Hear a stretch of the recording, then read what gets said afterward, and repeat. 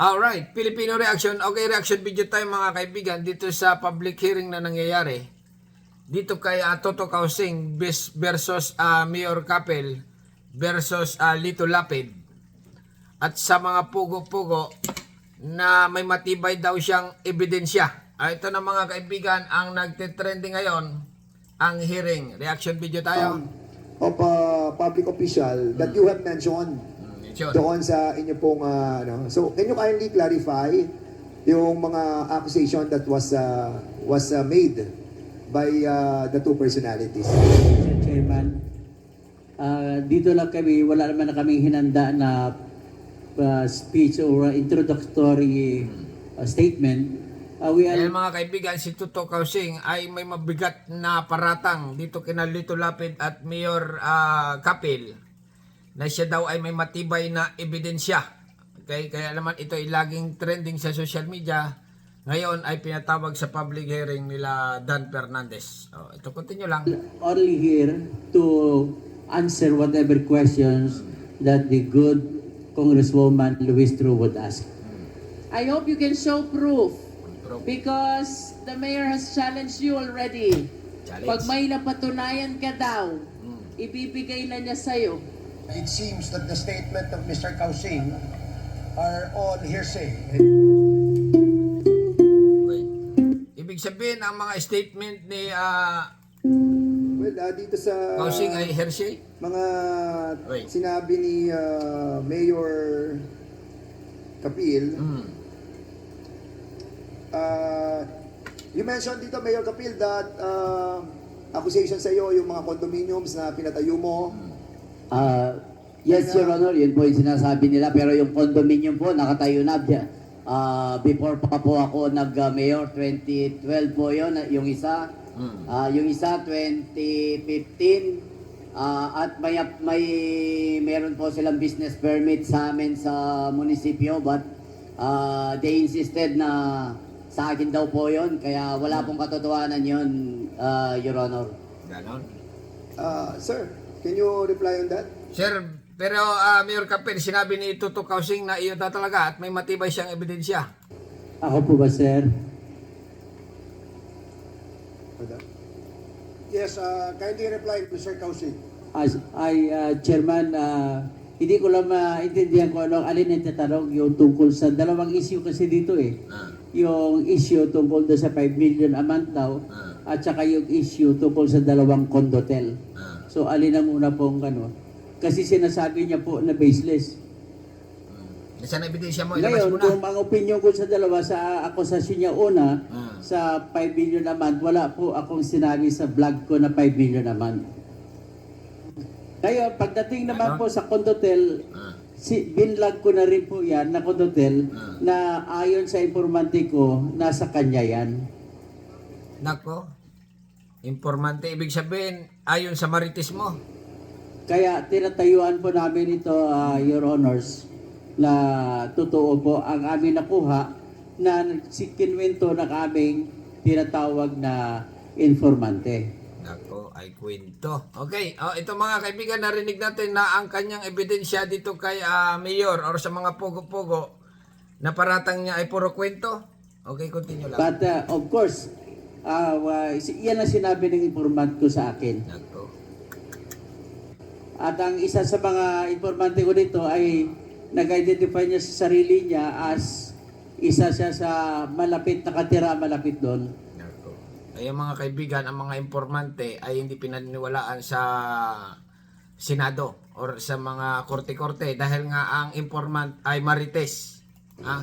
Bulong-bulungan or kwento-kwentuhan, sinabi lang pinasapasa na kwento. Ngayon sinabi mo naman na parang tunay. At kinwento nga rin, nung pinapagawa yan, renovation, ay kinikwento na nagyabang pa nga si Mayor na siya na may-ari nun. Wininto sa iyo. Pero nasaan na yung proof na nagpapatunay na ang may-ari niyan talaga ay yung mayor? Wala, kwento lang. Patungkol naman ata, I just do not know how it happened na nagsalita siya na may 5 million a month na sinabi. Ang sinabi ko, nakakakuha siya ng pera.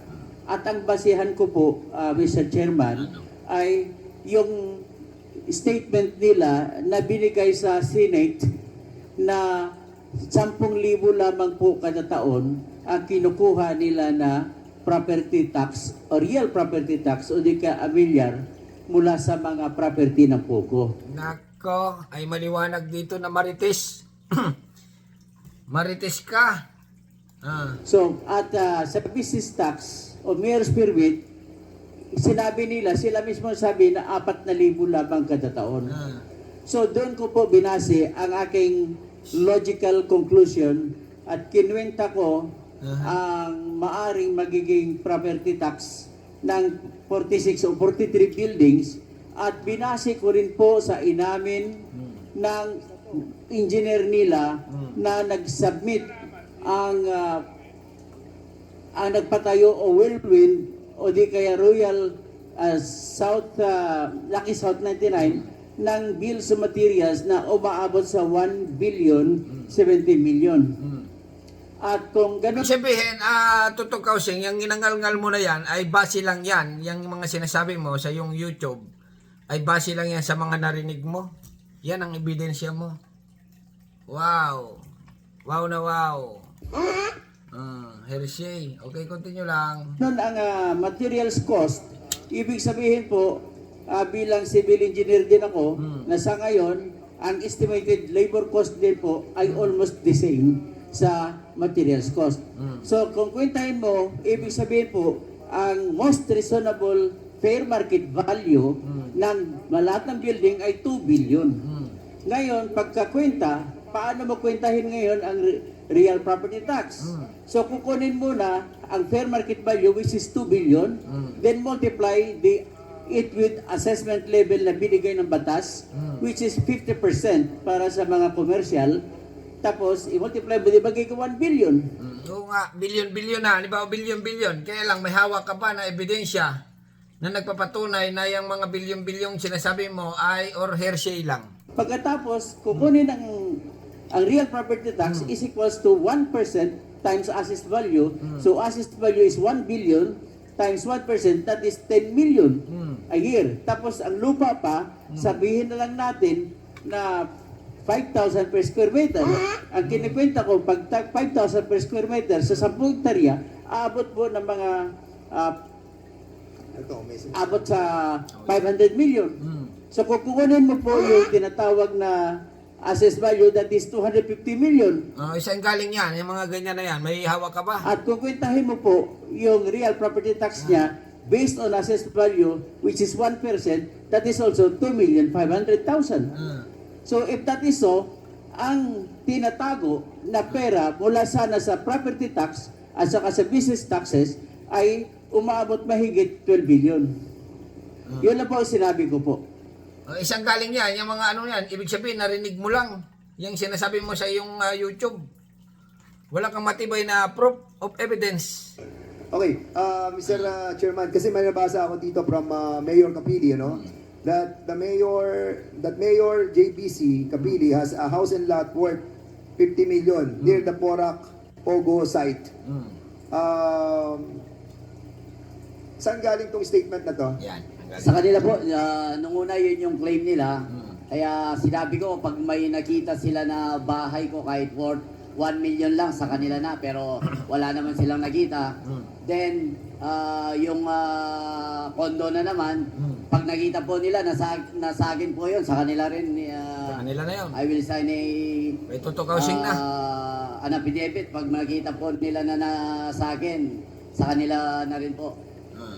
Para maipakita po na talagang wala tayong tinatago.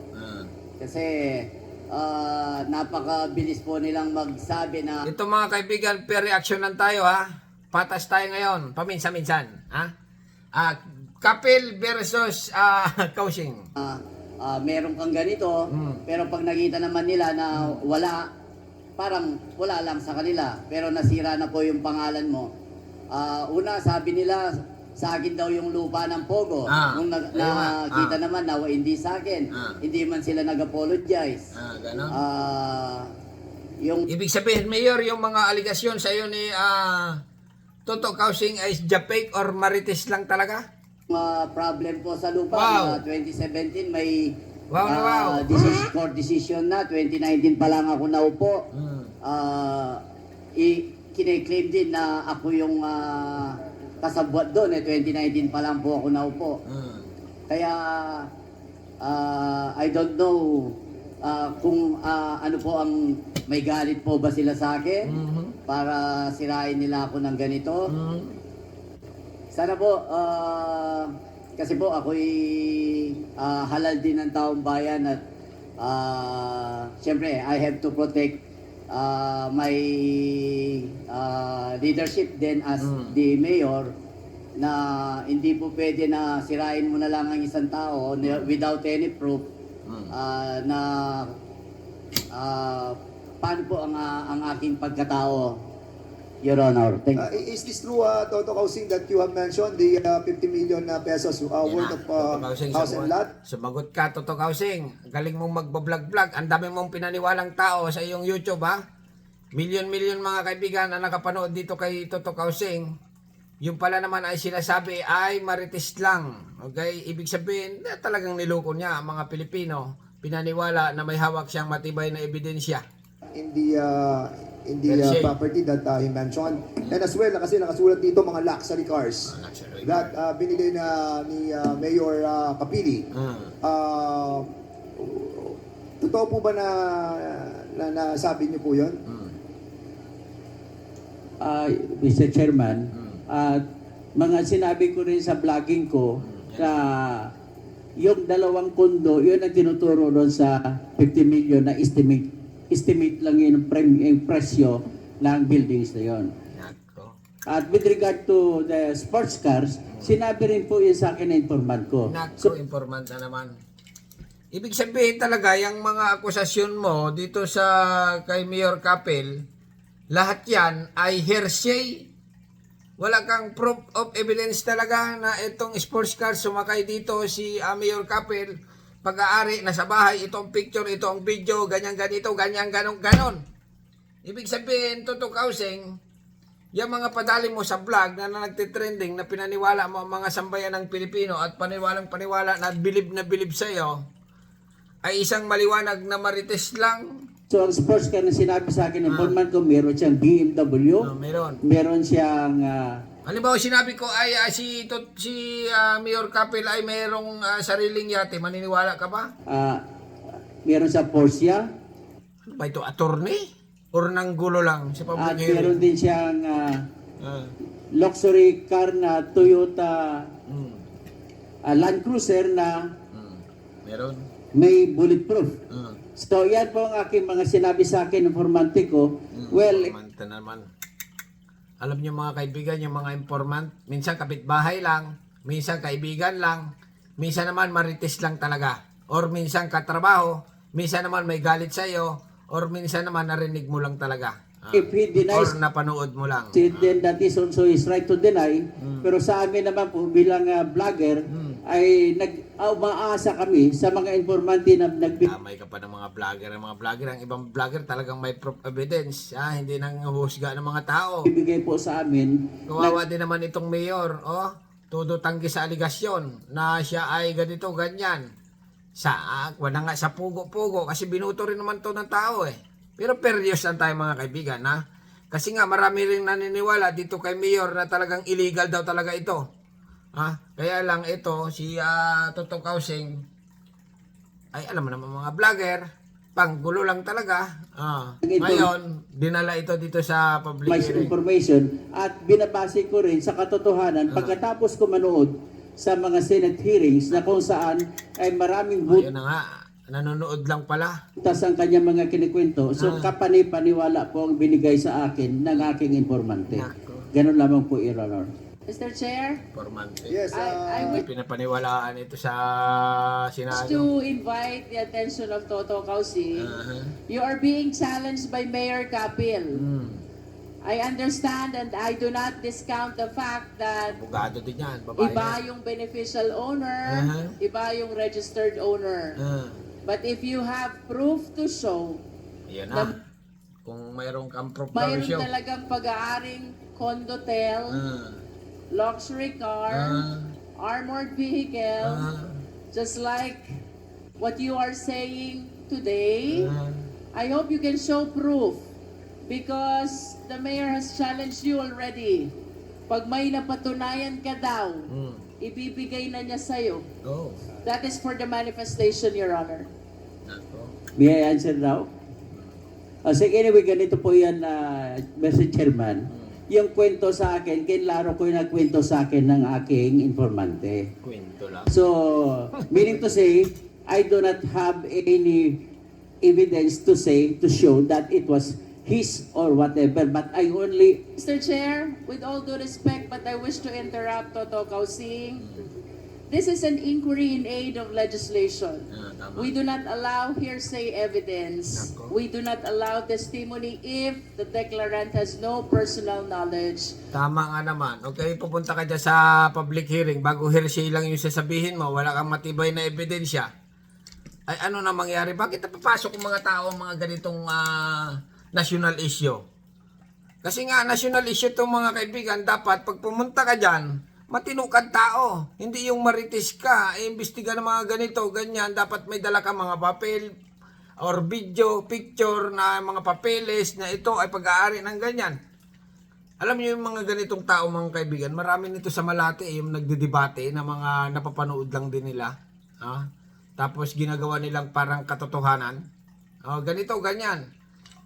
Ngayon, dinala nga dito sa Senado, hearsay lang pala. Marami ang niluloko or nalulokong tao So at dito sa sinasabi ni Toto Kausing. Kawawa rin nga naman, mga kaibigan, ang kanyang sinisiraan. until and unless Toto Kausing has personal knowledge of all the accusations against Mayor Kapil, I think we need to come up with a resolution on whether to allow him to continue attending our hearing. Nako. Thank you, Mr. Chair.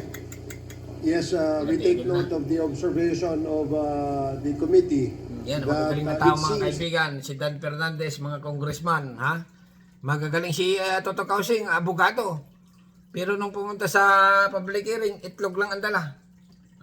That the statement of Mr. Kausing are all hearsay and he has no personal knowledge about the issues at hand. Ayan na mga kaibigan, ha? Nilitis na, okay? Ni Robert Barbers na lahat daw ng sinasabi ni Toto Kausing or allegation niya kay Mayor Kapil at mga pogo-pogo ay maliwanag pa sa sikat ng araw na hearsay. Ibig sabihin, ngal-ngal, bla bla bla bla, adadada, dididi, do. Okay? And in that case, we would like to ask you from refraining May chance to pa. continue May chance ka pa. replying to the questions raised by Yari pa. Congresswoman Luistro. Tapos na. Okay. Alright, mga kaibigan, kayo na bahala or kayo na kung maniniwala kayo dito sa sinasabi ni Toto Kausing na yun na nga yung mga vlog nito or mga aligasyon sa mga pugo, Chinese, mga ganyan-ganyan ay parang talagang tunay daw na may ebidensya siya. Ngaya lang, pagdating dito sa public hearing ay hearsay. Okay? Kawawa naman ang Pilipinas. Maraming problema ang Pilipinas. Pinapagulo pa ng mga ganitong tao. Total may investigation na maayos sa mga pugo-pugo at may maaresto na kung sino ang tama dapat maaresto. Kaya lang ginugulo ng mga ganitong tao. Magulo na nga, pinagulo pa ng isang vlogger or attorney ba ito? Parang hindi attorney ito. Natanggalan yata ito ng lisensya ang pagkakalam ko eh. Kasi nga sa Senado ay sa mga hearing-hearing puro hearsay din sinasabi. Walang proof of evidence. Ibig sabihin walang matibay na ebidensya na hawak or dala. Itlog lang ang dala talaga. Okay? Hanggang dito na lang at bahala na kayo kung maniniwala kayo sa tao ito. Okay? Dito, subscribe. Thank you. Bye-bye.